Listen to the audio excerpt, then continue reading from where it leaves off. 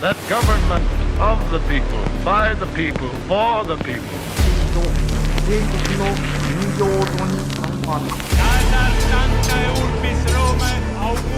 Да здравствует мир международный. Урд минь Монголын удамхад, хойно минь Монголын хүчрхэг их мордчлог байваа. Сайн байцгаана уу эрхэм үндэт үзэгчид болон сонсогчдоо. Тэгэхээр 1949 онд Хятадын иргэний дайнд Мао Цзэдунаар удирдуулсан коммунист хятадууд ялалт байгуулснаар Чан Кай-шек тэргүүтээ Гоминданы намынхан өнөөгийн Тайваны ард руу зугтсан байдаг. За тухайн цагаас эхлээд өнөөдрийг хүртэл үргэлжлэж байгаа Тайван болон Бүгд найрамдах Хятад ард улс хоорондын хямрал эхэлсэн түүхтэй. Бүгд найрамдах Хятад ард улсын зүгээс Тайваныг өөрсдийн мэдхийн газар нутаг хэмээн үздэг бол Тайваны зүгээс ч мөн ялгаагүй их газрын Хятадыг өөрсдийн мэдхийн нутаг хэмээн амбицаа илэрхийлдэг. За тэгвэл өнөөдрийг хүртэл их газрын хүчрхэг коммунист Хятад улс яагаад жижигхэн Тайваныг цэргийн хүчээр дайраад эзэдчихэж чадахгүй байна вэ гэвэл Тайваны ард гагцгүй Америкийн нэгдсэн улс арыг нь дан хамгаалж байгаатай шууд холбоотой. Тэгвэл Америкчууд яагаад өөрсдийн цээжээр Тайваныг хамгаалдаг вэ?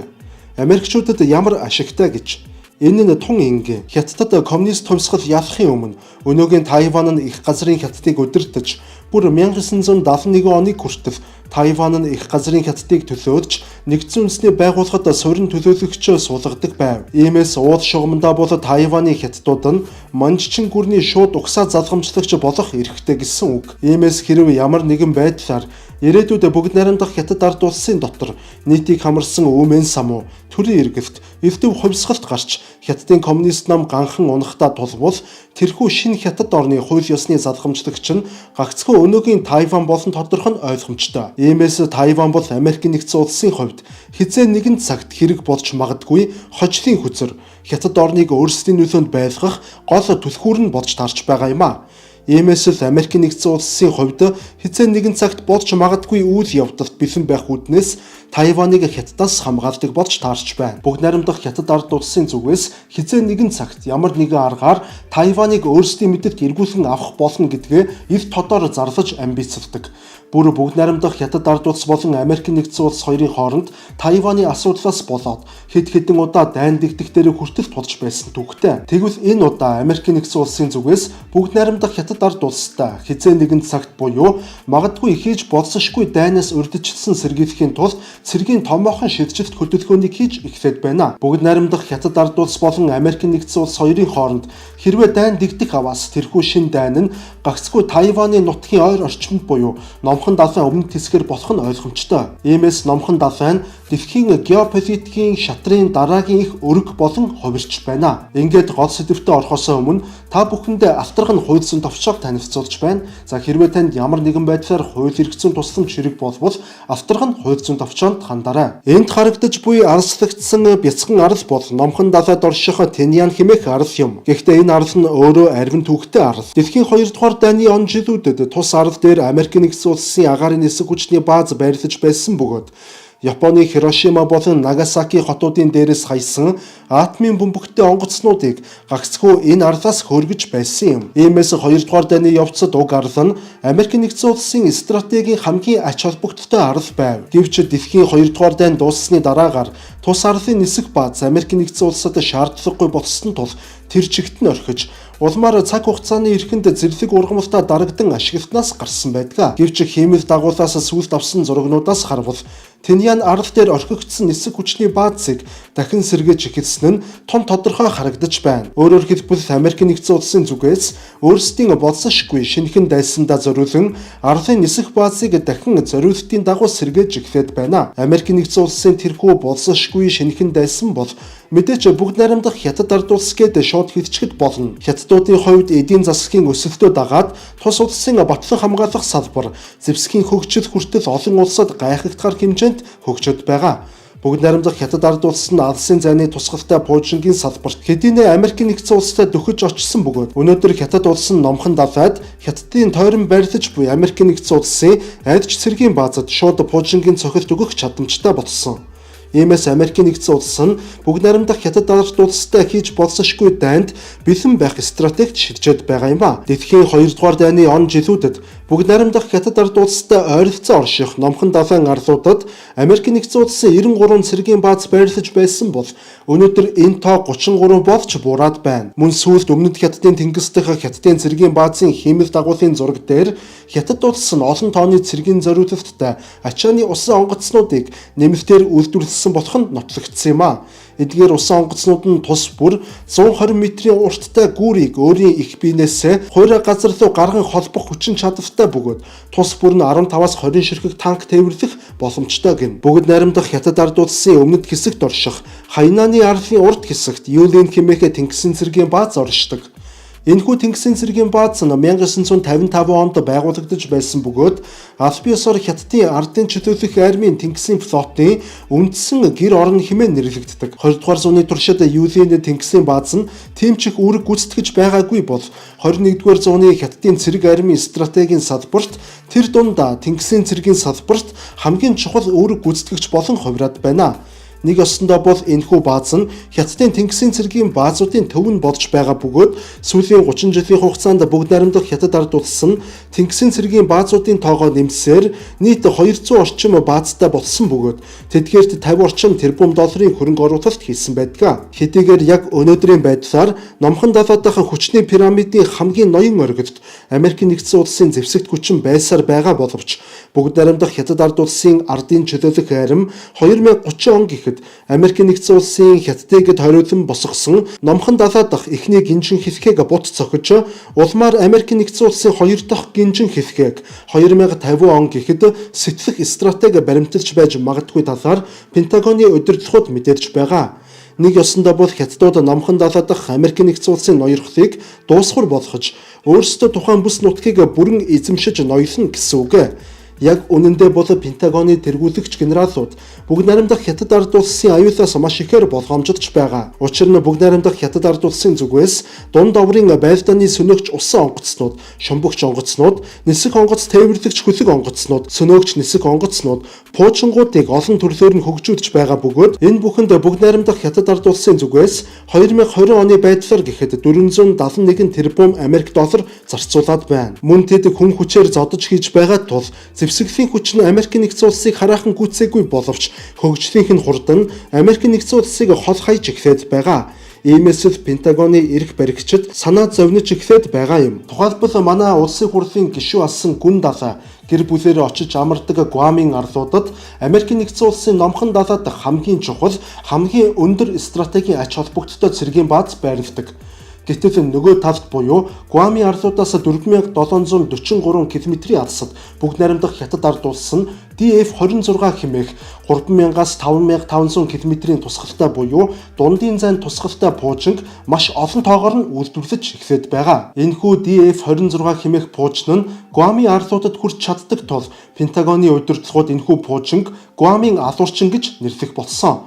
За гэхдээ хамгийн аюултай нь 2020 онд энэхүү пуужин хятад улсын хэмжээнд ердөө 26хан ширхэг байсан бол 2021 онд 300 ширхэг, 2022 онд 500 ширхэг болж тоонд огцом нэмэгдсэн юм а. Тэгэхээр Америкийн нэгдсэн улсын Пентагоны тэргүүлэгчдийн зүгээс хамгийн ихээр санаа зовж байгаа зүйл нь бүгд найрамдах хятад ард улсын зэвсэглийн хурд гэж хэлж болно. Үнэн дээр хятадын арим дэлхийн хааж байхгүй хамгийн өндөр хурдаар бүрэн зэвсэглэж байгаа улс гэж хэлж болно. Мөн бүгд найрамдах хятад ард улсын өөр нэгэн аюултай зэвсэг бол DF-17 хэмээх хит авиан пуучин юм. Энэ пуучин нь харьцангуй бага зайд буюу 1600 км-ийн тусгалтай пуучин. Гэхдээ давуу тал нь гэвэл энэхүү пуужинг тусгай зориулалтын ачааны машин дээр тээвэрлэж тухайн машинаас харвах боломжтой бөгөөд за мөн шумбагч онгоцон дотор тээвэрлэж дэлхийн айд чөнцөгт нууцаар очиж байгаад тэндээсээ мөн харвах боломжтой юм. Энгийн пуужингуудын хувьд тэдгээр пуужингууд өөрсдийн тусах ёстой байн дээр тусан дэлбэрдэг болон хит авиан пуужингуудын онцлог нь гэвэл тэдгээр пуужингууд байруугаа нисэж байх замдаа чиглэлээ өөрчлөх мөн пуучин эсэргүүцэх системээс зугтах чадамжтай байдаг тул хит авиан пуужингуудыг замд нь амдан устгах маш хэцүү байдаг. Энэ ч утгаараа олон улсын стратегийн хүрээлэнгээс хэрв Америкийн нэгдсэн улс болон бүгд найрамдах хятад ард улс хоёрын хооронд Тайваны асуудлын улмаас дайн дэгдвэл Америк нэгдсэн улсын номхон далай дахь агаарын нисэх хүчний 90% нь агаартай хөөрч амжилтгүй устдах болно гэх аимшигтай судалгааны дүнг нийтлэн гаргасан байгаа юм а. Угтаа бол бяцхан түүх ярихад Америк нэгдсэн улсын Совдон иргэн тэнгисийн флотын ялагдал нь Америк нэгдсэн улсын агаарын нисэх хүчний түүхэн дэх хамгийн том ялагдалт зөв ёсоор тооцогддог. Гэвч тухайн үед Совдон ирэг дээр Америк нэгдсэн улсын 390 нисэх онгоц байсан бөгөөд тэдгээрийн 188 буюу 48% нь устдаж сүрсэн юм. Тэгвэл 90% нь сүрнэ гэж үзвэл Совдон иргэн хохирлоос илүү аимшигтай хохирол амсах бодит дүр зураг харагдаж байна. Нэг ёсондоо бол тулаан эхлэхээс ч өмнө дайнд ялагдана гэсэн үг. Мөн дэлхийн 2 дугаар дайнд Америк нэгдсэн улс Японы эсрэг талд тулалдахаас өмнө Японы эзэнт гүрэн номхон далайн бүлэг арлуудыг бүгдийг нь өөрсдийн хяналтанд оруулан тэдгээр дээр олон тооны цэргийн баазуудыг байрлуулсан байдаг. Энэхүү гинжин арлууд дээр цэргийн бааз байрлуулах стратеги нь Японы их арал болон Хятад дахь Японы эзэлсэн газар нутаг мөн Филиппинийг Америк нэгдсэн улсын дайралтаас хамгаалах зорилготой хамгаалтын гинжин холбоо үүсгэж байсан юм. Гэвч Америк нэгдсэн улсын тэнгисийн флот нь Японы мэдэлд байсан Микронезийн арлууд болон Марианы арлууд мөн бусад арлуудыг эзэлснээр тэнд цэргийн баазуудаа байрлуулсан байдаг. Америк нэгдсэн улсын хувьд тэдгээр арлуудыг өөрсдийн хяналтанд оруулснаар Америкийн алдарт B-29 бөмбөгдөгч онгоцнууд Японы их арал болон Филиппин дахь Японы цэргийн баазууд их газрын Хятад дахь Японы цэргийн баазуудыг чөлөөтэй бөмбөгдөх боломж бүрэн бүрдсэн байдаг. Японы хувьд эдгээр хамгаалалтын түшиц арлуудаа алдснаар ерөнхийдөө Америк нэгдсэн улсад ялагдах гол хөрсөн тавьсан гэж үздэг. Энэ бол ялцшгүй геополитик. Хэдийгээр 2 дугаар дайн дуусаад 70 жил өнгөрч байгаа боловч геополитикийн мөн чанар хизээж өөрчлөгдсөнгүй. Харин өнөөдөр бол Америк нэгдсэн улсын номхон далай дахь дайсан нь Япон биш бөгөөд харин бүгд найрамдах Хятад ард улс болон өөрчлөгдөж байна. Гэхдээ дайсан нь өөрчлөгдснөөс биш геополитикийн түшиц арлууд нь Америк нэгдсэн улсын нөлөөнд байсан хിവэр байна.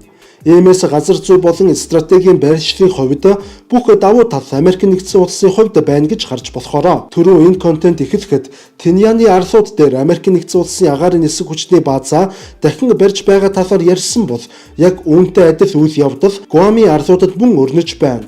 Америк нэгдсэн улсын зүгээс Гуамын арал дахь цэргийн баазтаа өргөтгөл хийж илүү олон хөөрөх болон газар дахь зурвалсуудыг барьж эхлээд байна. Түүнчлэн бүгд найрамдах Палау улс хэмээх арал улс мөн тэнд оршдог.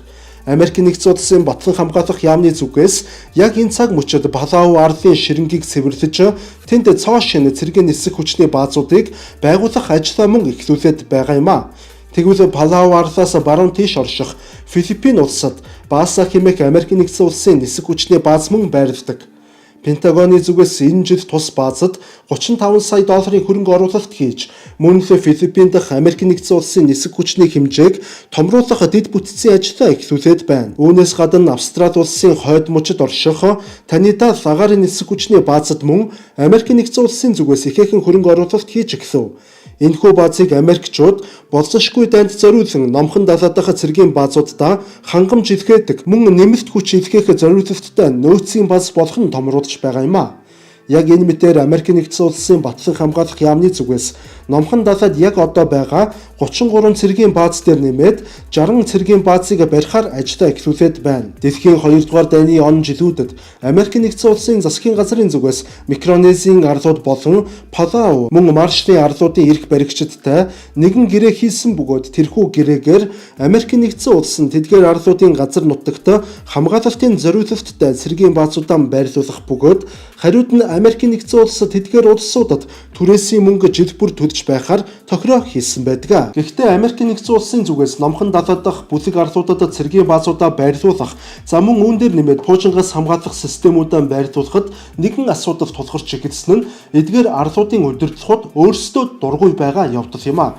За учир нь гэвэл сүүлийн жилүүдэд номхон далайн бүлэг арлууд нь бүгд найрамдах Хятад ард улстай худалдаа 8-ны салбарт нэн ихээр түншлэх болсон бөгөөд за сүүлийн жилүүдэд ялангуяа Хятадын хөрөнгө оруулалт маш ихээр номхон далайн бүлэг арлууд руу үерийн ус мэт цутгаж эхэлсэн явдал юм а. Иймээс тэд бүгд найрамдах хятад ард улсыг ашиглаж ихээхэн хэмжээний хөрөнгө оруулалт татаж асар их мөнгө олох боломжоо автаж оронд нь Америкийн нэгдсэн улстай түншлэх нь тэдний хувьд утгагүй хэрэг мэт санагдаж байгаа нь ойлгомжтой. Америкийн нэгдсэн улсын хувьд нэг талаараа хэтэрхий түрэмгий мөн нөгөө талаараа тодорхой хэмжээний тохиролцооны ухаанаар хандаж байгаа бол бүгд найрамдах хятад ард улсын зүгээс тэр чигтээ зөөлөн хүчний бодлогыг номхон далайдах бүлэг арлуудын эсрэг хэдийнэ явуулаад ихэвчгсэн байна гэж харж болохоор байна. Тэгэхээр дэлхийн өнцөг булан бүрт Гренландын ардч бай, хойд туйлдч бай, Панамын сувагдч бай, мөн номхон далайдч бай хамаагүй хаа сайгүй Америкийн нэгдсэн улс болон бүгд найрамдах хятад ард улс хоёрын эрх ашиг хоорондоо зөрчилдөж байгаагийн